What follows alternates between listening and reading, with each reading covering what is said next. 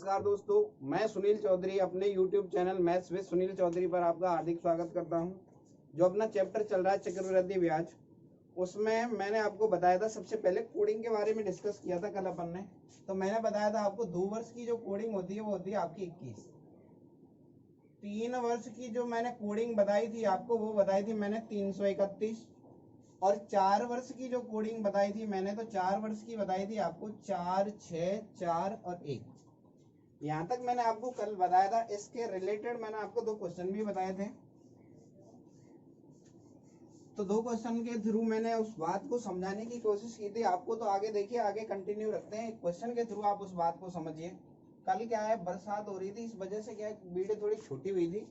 तो देखिए आगे उस बात को कंटिन्यू रखते हैं। तो एक क्वेश्चन देखिए आप, यदि 30,000 रुपए की धनराशि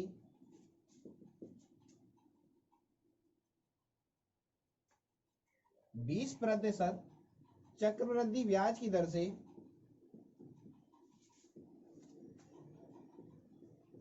3 वर्ष के लिए उधार दी जाती है,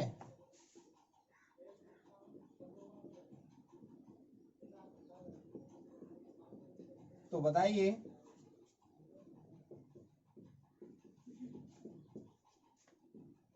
तीन वर्ष बाद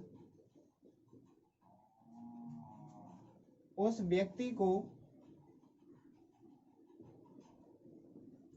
3 वर्ष बाद उस व्यक्ति को कितने रुपए वापस करने पड़ेंगे।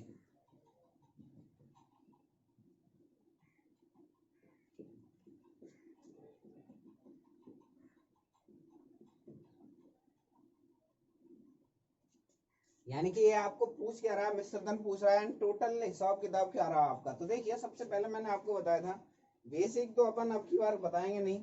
सबसे पहले मैंने दूसरा तरीका जो कोडिंग रिलेटेड था उसके कोडिंग में बात करूं, तो सबसे पहले ध्यान दीजिए 30,000 रुपए 20% की रेट से कितने टाइम के दिए ले दिए हैं। टाइम है आपका 3 वर्ष। देखिए मूलधन आपको दिया है, मूलधन है आपका 30,000 रुपए, दर दिया आपको 20% और समय दिया है आपको 3 वर्ष। तो मैंने आपको एक लाइन समझाई थी, जितना आपको समय दिया है उतनी बार कैलकुलेशन होगी। यानी कैलकुलेशन कितने बार होगी, 3 बार। और 3 वर्ष की मैंने कोडिंग बताई थी आपको 331। यानी काम होगा 3 बार, तो कैलकुलेशन होगी और कोडिंग लगाएंगे अपन 331। तो देखिए सबसे पहले मैं क्या बोल रहा हूँ, जो 30,000 रुपए हैं उसका मैंने 20% निकाला, परसेंट हटाया बट्टे में 100, 2 जीरो से 2 जीरो।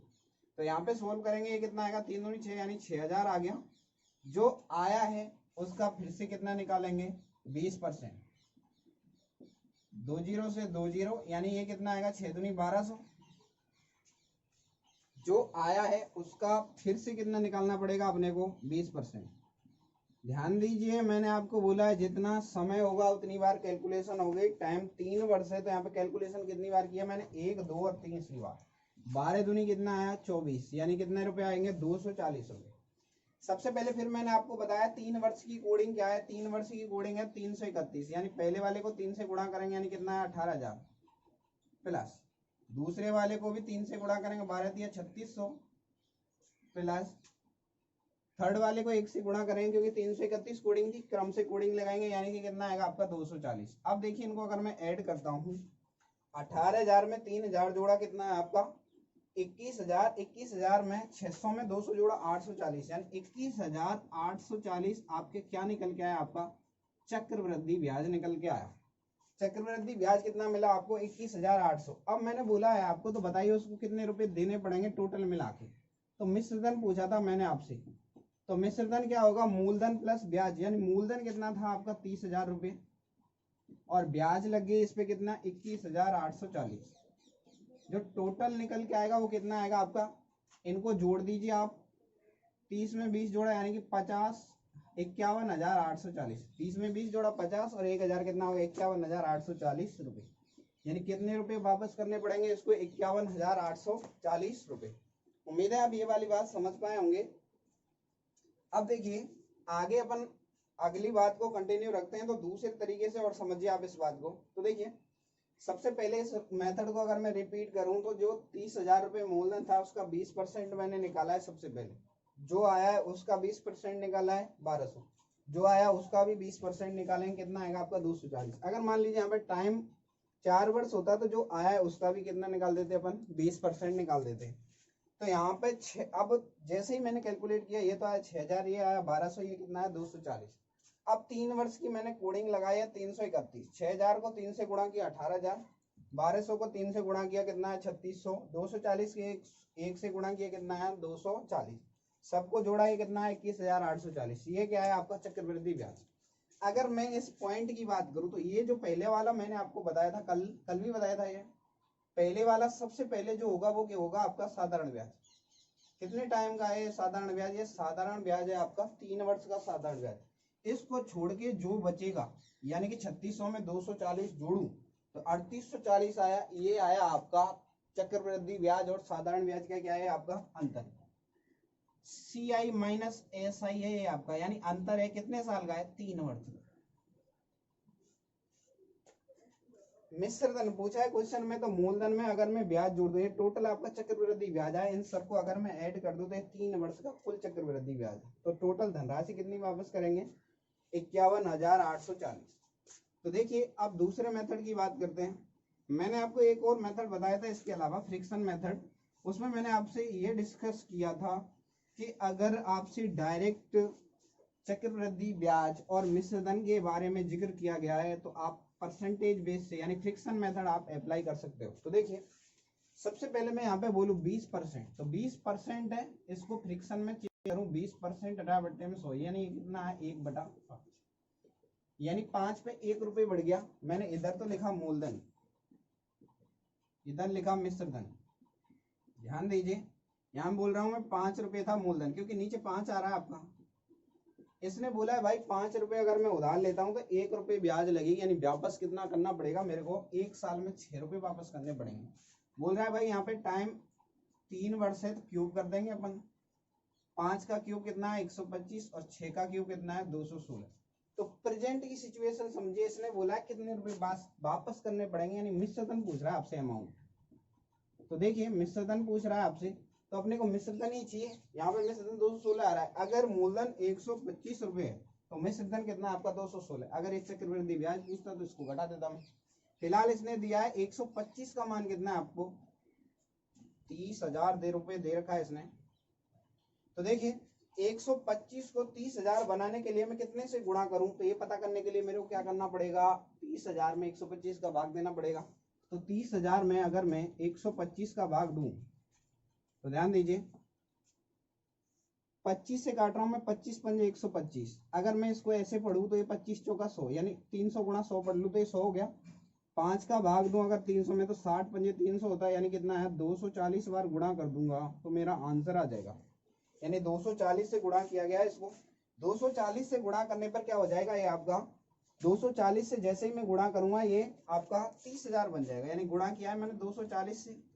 अब क्वेश्चन में मिश्रधन पूछा है तो इसको भी कितने से गुणा करना पड़ेगा आपको 240।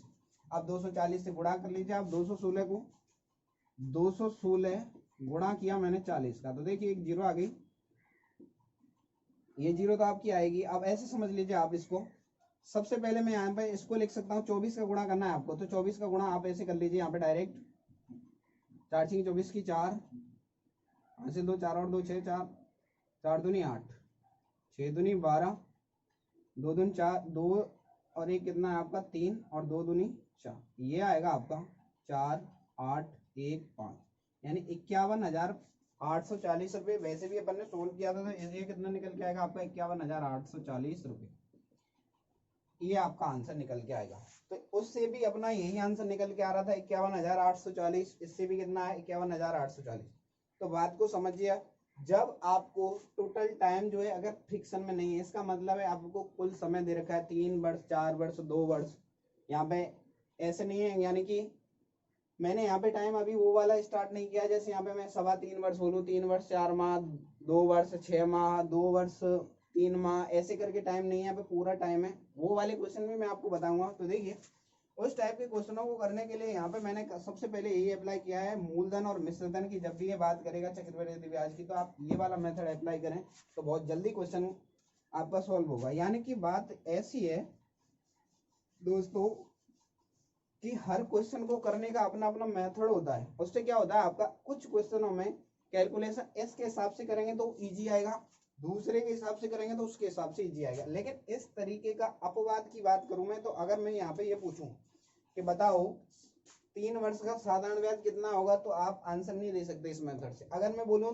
3 वर्ष के चक्रवृद्धि ब्याज और साधारण ब्याज का अंतर क्या होगा, तो आप यहाँ पे नहीं बता सकते, क्योंकि वो वाला तरीका उसमें बताया था। आप देखिए कल मैंने आपको 2 वर्ष के लिए एक और फॉर्मूला बताया था ड्राइव करके। तो मैंने बोला था, जैसे मैं यहाँ पे उसको बोला था, जैसे यहाँ पे 20% है, 20% को मैं फ्रिक्शन के रूप में लिखा तो 1/5 है, इसको बोलते हैं अपन 1/r। 2 वर्ष की कोडिंग जो उसके हिसाब से मैंने बताया था, तो आपको ऐसे बताया था, इसका तो निकालते हैं 1/r प्लस इसका निकालेंगे 1/r। जितने बार टाइम है आपका उसका क्या कर देंगे, आपकी बार स्क्वायर कर देंगे, अगली बार चलेगा तो क्यूब कर देंगे। तो देखिए मैंने उस टाइम सोल्व किया था तो ये आया था आपका r स्क्वायर, नीचे आया था 2r+1। कल की बात कर रहा हूँ, ये 2 वर्ष के लिए बताया था मैंने आपको, 2 वर्ष के लिए 2r+1 बताया था। अब आप ध्यान दीजिए यहाँ जितनी पावर है उससे एक एक कम चलती जा रही है। 2 वर्ष के लिए बताया था, अगर मान लीजिए यही बात मेरे को 3 वर्ष के लिए निकालनी पड़े तो कैसे अप्लाई करेंगे। सबसे पहले मैंने लिखा 3 वर्ष की कोडिंग कितनी आएगी, 331। पहले वाले का 1/r करते हैं, दूसरे वाले का स्क्वायर कर देते हैं, यानी 1/r का स्क्वायर, और तीसरे वाले के लिए क्या कर देंगे, क्यूब। ये तो आया आपका 3/r, ये आएगा 3/r स्क्वायर, ये कितना आएगा आपका r क्यूब। तो एलसीएम लूँ तो मैं कितना आएगा आपका r क्यूब, r क्यूब में r का भाग दूं तो यहाँ आएगा आपका 3r स्क्वायर, प्लस यहाँ आएगा आपका r स्क्वायर का भाग दूंगा 3r, प्लस यहाँ कितना आएगा आपका 1। अब ये बात समझ लीजिए आप, ये क्या निकल के आ गया, ये फ्रिक्शन मेथड के अकॉर्डिंग बात कर रहे हैं। यहाँ पे r का मान भिन्न में चेंज करेंगे तो नीचे वाली जो वैल्यू है वो वाला आंसर है। तो देखिए 3 वर्ष के लिए मैंने निकाल दिया आपको, 3 वर्ष के लिए तो ये अप्लाई करेंगे 3 वर्ष के लिए। 2 वर्ष के लिए मैंने कल आपको बताया था, 2 वर्ष के लिए तो ये बताया था आपको 2r+1/r स्क्वायर। 3 के लिए ये हो गया, 3 वर्ष के लिए। सबसे पहले भाई कोडिंग याद रखनी है, 3r square plus 3r+1 upon नीचे जितनी बार 3 वर्ष है तो नीचे क्यूब आएगा। अब देखिए उसी हिसाब से मैं 4 के लिए बनाता हूँ इसको। 4 वर्ष के लिए कैसे बनेगा ये, 4 वर्ष के लिए नीचे तो आएगा r4, जितने टाइम के लिए बोल रहा है नीचे उतनी पावर आती है, यानी r4। अब उससे पावर एक एक कम करते जाइए। 4 वर्ष के लिए कोडिंग होती है 4 6 4 1, यहाँ तक तो किसी को कोई प्रॉब्लम नहीं। r क्यूब से एक कम r4 से एक कम r क्यूब, यहाँ r स्क्वायर, यहाँ कितना आएगा r, यहाँ कितना आएगा 1।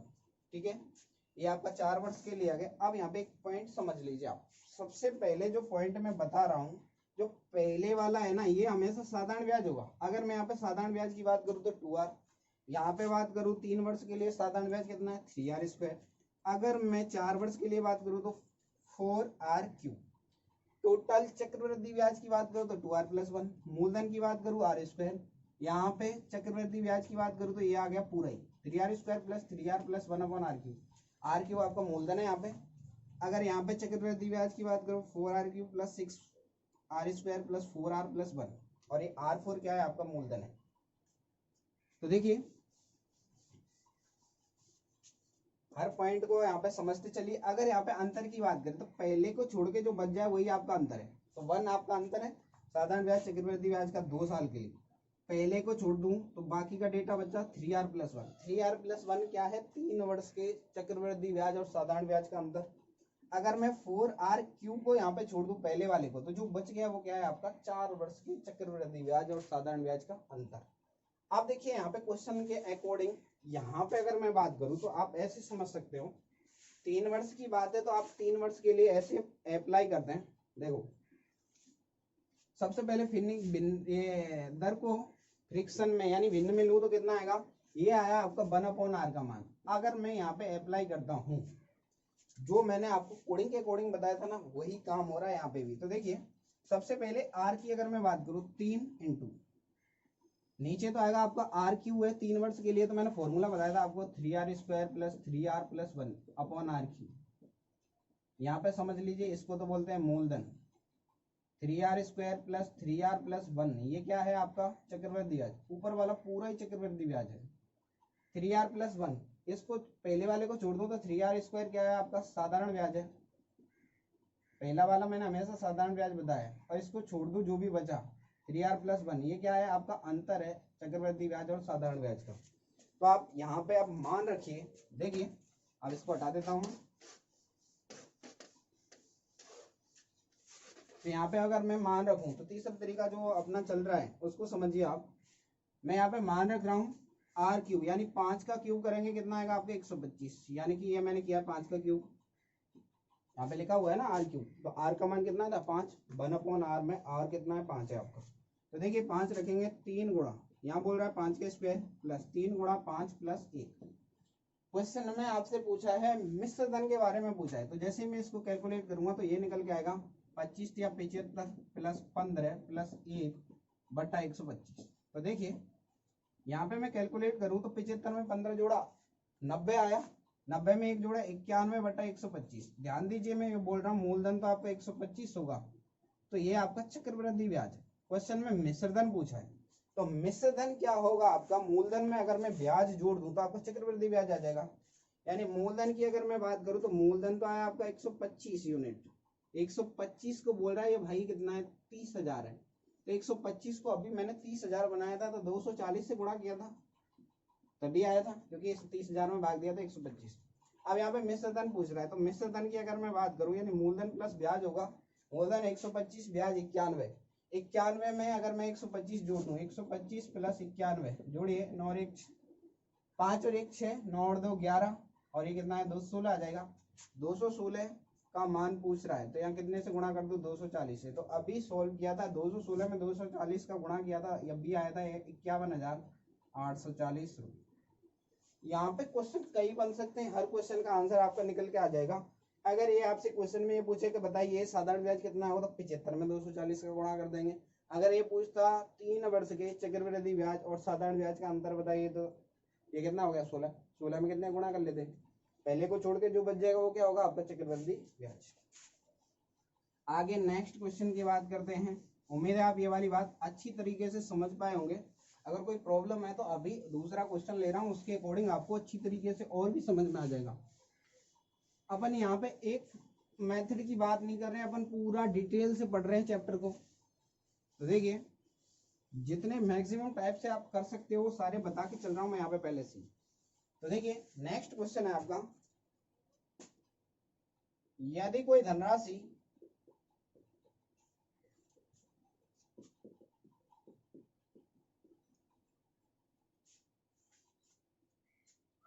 ₹20,000 5% चक्रवृद्धि ब्याज की दर से 3 वर्ष में कितने रुपए चक्रवृद्धि ब्याज देगी।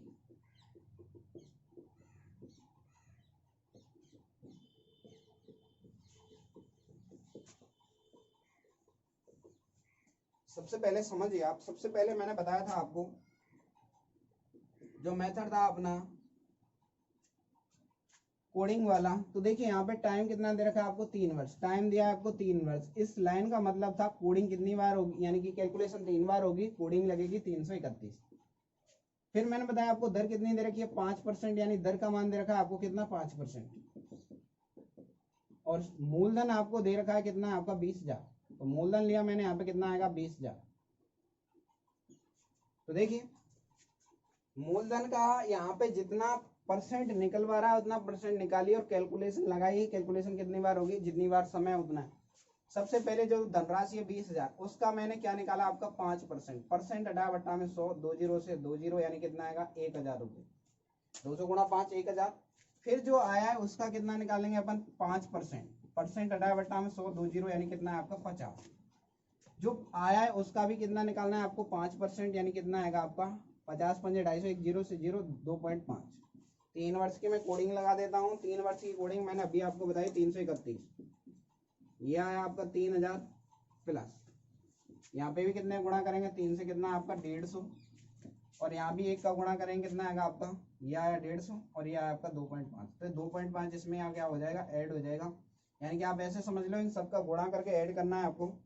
3000 में 150 जुड़ा 3150 में 2 जोड़ेंगे यानी कितना आएगा 3152.5। ये क्या है आपका चक्रवृद्धि ब्याज आया है, 3 वर्ष का चक्रवृद्धि ब्याज है। अब यहाँ पे पहले पॉइंट की अगर मैं बात करूँ, ये क्या है आपका साधारण ब्याज,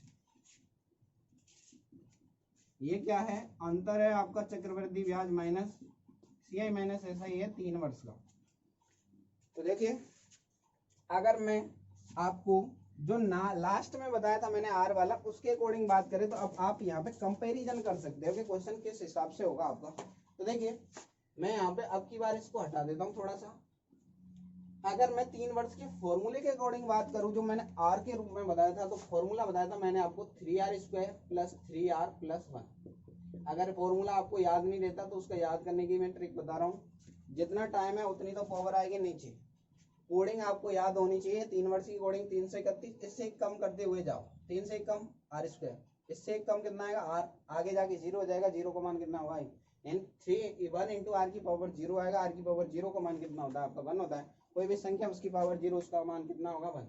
तो यहाँ पे r चाहिए पर अपने को फ्रिक्शन में, तो 5% है, 5% को मैं अगर भिन्न के रूप में लूं तो 5% 5/100 यानी कितना आएगा आपका 1/20, यानी कि r का मान कितना आया यहाँ पे 20। तो यहाँ पे 20 रख दूं, 3 गुणा 20 का स्क्वायर प्लस 3 गुणा 20 प्लस 1 बटा नीचे आएगा 20 का क्यूब।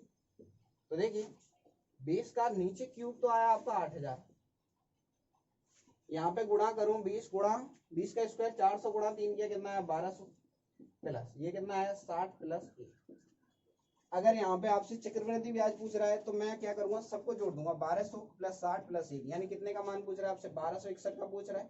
और क्वेश्चन में दे कितने का रखा है 8000 का, 8000 मूलधन है, इसको बोलते हैं मूलधन है। तो मूलधन 8000 नहीं है भैया, कितना दे रखा है क्वेश्चन में, कितना है आपका 20000। 8000 को 20000 बनाने के लिए कितने से गुणा कर दूं, 2.5 से गुणा कर देंगे 2.5 से, क्योंकि ध्यान दीजिए 8 का दुगुना कितना होगा आपका 16, 16 में 4000 जोड़ेंगे तो 20000 आएगा, यानी कि कितना करेंगे तो 20000 आ गया। इसका भी मैं कितना कर दूं 2.5, तो 2.5 करूंगा तो मेरा पहले भी आंसर पॉइंट में आया था। तो ध्यान दीजिए 25 का गुणा करूंगा तो 25 सेकंड 25 हासिल 2, 25 की 150 मैंने 2 जोड़ा 152 यानी 15 आया। 25 दूनी 50 और 15 कितना है होगा आपका 65, 25 में 4 जोड़ा कितना है 31, 3152.5 पहले आया था, यहाँ पे एक के बाद पॉइंट है तो अभी कितना है 3152.5। देखिए आप यहाँ पे भी आंसर कितना है 3152.5। अब आप बोलोगे सर यहाँ पे तो 3000 आया था, फिर 150 आया था, फिर 2.5 आया था, वो भी बात बता रहा हूँ मैं। पहले वाली मैंने बताया था आपको साधारण ब्याज है 1200 है, 1200 में हर बार 2.5 यानी एक जो 1 यूनिट की वैल्यू मैंने निकाली उसको गुणा हो जाएगा। 1200 में अगर मैं 2.5 का गुणा करूं तो ये 1200 गुणा 2.5 करते ही तो कितना आएगा 15 12 180 होता है, यानी कितना आ जाएगा आपका 300। 1200 गुणा कितना करना आपको 2.5, तो 2.5 एक पॉइंट हटाऊंगा तो नीचे आ जाएगा 10 पॉइंट हट गया 0 आ गई। 25 गुणा कितना कर लेंगे 12 यानी कि 0, 25 दूनी 50 और 25 और 5 कितना आ गया 30, यानी आ गया ना 3000। इस हिसाब से आपकी कैलकुलेशन होगी। उम्मीद है आप ये वाली तरीके भी समझ पाए होंगे कि किस हिसाब से अपन कैलकुलेशन सेट करें। इसका रोल बहुत अच्छा है, बताऊंगा मैं कैसे आप इसके अकॉर्डिंग कैसे यूज करोगे आप। तो देखिए आगे बात करते हैं। तीसरा जो मेथड मैंने बताया था आपको, तीसरा मेथड उसके अकॉर्डिंग समझिए आप। मैंने बताया था अगर आपको चक्रवृद्धि ब्याज और मिश्रधन के बारे में जिक्र कर रहा है तो जो फ्रिक्शन बेस्ड जो मेथड बताया था तीसरा वाला वो सबसे बेस्ट है, उसमें टाइम खराब नहीं होगा, आपका टाइम सारा कंज्यूम हो जाएगा। अगर यहाँ पे मैं बात करूं बेकार तो ये भी नहीं है, इसमें सारी डिटेल्स आ रही है जो भी चाहिए अपने को। तो देखिए 5% की अगर मैं बात करूं तो 5% कितना निकल के आया था आपको 1/20 आया था। अगर मैं बात करूं मूलधन अगर 20 रुपये है, नीचे वाला हमेशा मूलधन मानते हैं, मूलधन है ये 1%, एक जो 5% है इसका मतलब ऊपर वाला क्या है आपका ब्याज। मूलधन अगर 20 रुपये है तो उस पर ब्याज कितना लगा है 1 रुपये, यानी कि मिश्रधन कितना आएगा आपका 21 रुपये। क्वेश्चन में जो कैलकुलेशन दी है आपकी, कैलकुलेशन दी है आपको 3 वर्ष की, जो क्वेश्चन में टाइम दिया है आपको 3 वर्ष। तो मैंने बताया था जितना टाइम है उतना ही पावर लगा देंगे, यहाँ पे भी 3 तो यहाँ पे भी 3, वही धनराशि 20 से 21 हो गई 1 वर्ष में, यानी कि 3 साल में कितनी हो जाएगी, तो 20 का क्यों कितना है 8,000, 8,000 से बढ़कर कितना हो गई 9261। अगर मैं बात करूं 8,000 रुपए से 9261 हुआ, कितने का ब्याज मिला, तो आप बोलोगे इसको घटा दीजिए, यानी कितना है 1261, 1261 का ब्याज मिला। तो अगर आपको पूरी कैलकुलेशन याद हो ना, इसको अगर मैंने सोल्व किया था तो टोटल 1261 ही आया था, और नीचे वाला 8,000 बना था, ये 8,000 वही मूलधन है, ये 1261 ब्याज थी। तो 1261 का मान पूछ रहा है, और 8 का मान आपको 8,000 का मान क्वेश्चन में दे रखा है। भाई मूलधन 8,000 नहीं है, कितना है आपका मूलधन 8,000 नहीं है 20,000 है, 8,000 को 20,000 बनाने के लिए 2.5 से गुणा, तो 1261 यानी चक्रवृद्धि ब्याज पूछ रहा है, 1261 का मान पूछा है आपसे। 1261 गुणा कितना करेंगे 2.5, इसको करेंगे तो आपका कितना आएगा, वही 3152.5 आंसर। उम्मीद है आप ये वाली बात समझ पाए होंगे बहुत ही अच्छी तरीके से। इस टाइप के जो भी क्वेश्चन है, मैंने आपको सारे मेथड बताने की कोशिश किया यहाँ पे, अगर आप अच्छे से समझने की कोशिश करते हो तो चक्रवृद्धि ब्याज आपके लिए बहुत ही आसान हो जाएगी। आगे और क्वेश्चन देखिए आप, नेक्स्ट क्वेश्चन की बात करते हैं अब। यहाँ पे अभी मैं उन क्वेश्चनों को छोड़ के चल रहा हूँ, जैसे आपके 3.5 साल आ जाए, 2.5 वर्ष आ जाए, उनकी ब्याज कैसे निकालेंगे वो आप तरीके से निकालेंगे। सभी का करने का एक स्टेप होता है, स्टेप बाय स्टेप चलेंगे अपन। तो देखिए एक क्वेश्चन है आपका, वह धनराशि बताइए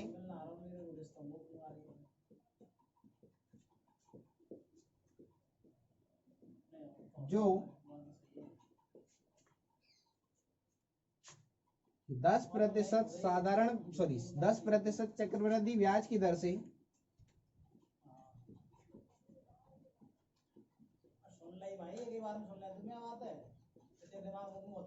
2 वर्ष में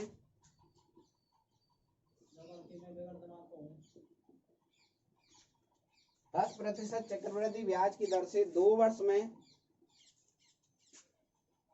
4410 रुपये चक्रवृद्धि ब्याज देती है। तो देखिए यहाँ पे क्वेश्चन में पूछ क्या रहा है, वो है धनराशि बताए, यानी कि जिक्र किया है इसने मूलधन का। मूलधन इसने पूछा है अपने से, दर आपको दे रखी है इसने 10%, टाइम दे रखा है इसने 2 वर्ष। तो सबसे पहले आपको यहाँ पे कंसेप्ट को समझने की कोशिश करें। 10% के लिए अगर मैं फ्रिक्शन बेस में बात करूं, देखिए 2 वर्ष के लिए मैंने आपको फॉर्मूला अलग से बताया, आपको 2r+1। अब आपको समझ में आ जाएगी सारी बात, 2r+1/r²। हर मेथड का अपना रोल होगा यहाँ पे, तो आप ऐसे समझने की कोशिश कीजिए।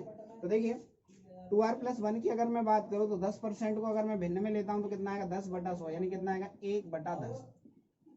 ये आपका, अगर मैं r की बात करूं, कंपैरिजन करूंगा, r का मान कितना आएगा आपका 10। तो देखिए आप यहाँ पे एक मान रखिए 2r+1, 2r+1 मैंने बताया 2r+1/r²। आपको एक पॉइंट समझ में आना चाहिए, या r² का मतलब क्या था, r² मैंने बताया था आपको मूलधन, 2r+1 मैंने क्या बताया था आपको चक्रवृद्धि ब्याज। अगर मैं 2r की बात करूं तो ये मैंने क्या बताया, पहले वाला हमेशा साधारण ब्याज होता है, इसके बाद जो छोड़ के बचता है वो आपका अंतर होता है, यानी 2 वर्ष का चक्रवृद्धि ब्याज और साधारण ब्याज का अंतर। तो देखिए क्वेश्चन के अकॉर्डिंग अगर मैं मान रखता हूँ यहाँ पे 2 गुणा r का मान अभी मैंने निकाला, यहाँ पे कितना आएगा 10 प्लस 1 बटा कितना आएगा r² का मतलब है 10 का स्क्वायर करेंगे कितना आएगा आपका 100। r का मान मैंने 10 रखा है यहाँ पे, तो सोल्व करेंगे इसको कितना आएगा 21/100। ध्यान दीजिए क्वेश्चन में बोला है इसको पूरा ही आपका चक्रवृद्धि ब्याज है, चक्रवृद्धि ब्याज इसने दी है। अगर ये बोलता है चक्रवृद्धि ब्याज और साधारण ब्याज का अंतर इतने रुपए, तो 1 का मान देता है आपका। तो देखिए 21 का मान इसने क्वेश्चन में दे रखा है, क्योंकि 21 रुपए चक्रवृद्धि ब्याज है आपकी टोटल। 21 का मान इसने कितना दिया 4410। 21 को 4410 बताने के लिए 21 का स्क्वायर होता है 441, यानी 210 से गुणा किया है। मूलधन पूछा है तो 100 में कितने गुणा कर देंगे, 210 का कितना है आपका 21,000 रुपये आंसर, यानी मूलधन कितना निकल के आएगा आपका 21,000 रुपये। उम्मीद है आप ये वाली बात अच्छी तरीके से समझ पाए होंगे। देखिए अगर मैं बात करूं आपसे दोबारा से, देखिए 2 वर्ष के लिए मैंने आपको एक कोडिंग बताई थी 2r+1/r²। तो यहाँ पे ध्यान दीजिए आप, आर हमेशा फ्रिक्शन के रूप में होना चाहिए। 10% को भिन्न में बदलूंगा तो 1/10, यानी आर का मान तो 10 आ गया। आर का मान 10 लिखिए तो 10 गुणा 2 20 आया, 20 में 1 जोड़ा कितना है 21/1, 10 का स्क्वायर कितना है आपका 100 आया, तो यानी कितना आएगा 21/100। 21 का मान क्वेश्चन में टोटल 21 जो है चक्रवृद्धि ब्याज है, आपको मैंने बताया था 21 का मान 4410 दिया है, यानी कितने से गुणा किया 210 से। तो मूलधन पूछा है तो नीचे वाला मूलधन है, 210 का गुणा 100 से करेंगे कितना है 21,000। उम्मीद है आप ये वाली बात समझ पाए होंगे। अब देखिए इसी क्वेश्चन को मैं अगर दूसरे रूप में बदलना चाहूँ, आप देखिए फटाफट आपका क्वेश्चन का जो आंसर वगैरह सब कुछ चेंज हो जाएगा 1 सेकंड में। देखिए मैं यहाँ पे एक लाइन बोल रहा हूँ, वह धनराशि बताइए जो 10% चक्रवृद्धि ब्याज की दर से 2 वर्ष में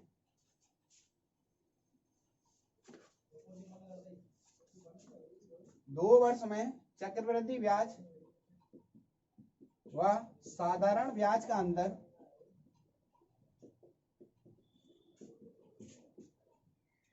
31 रुपए हो।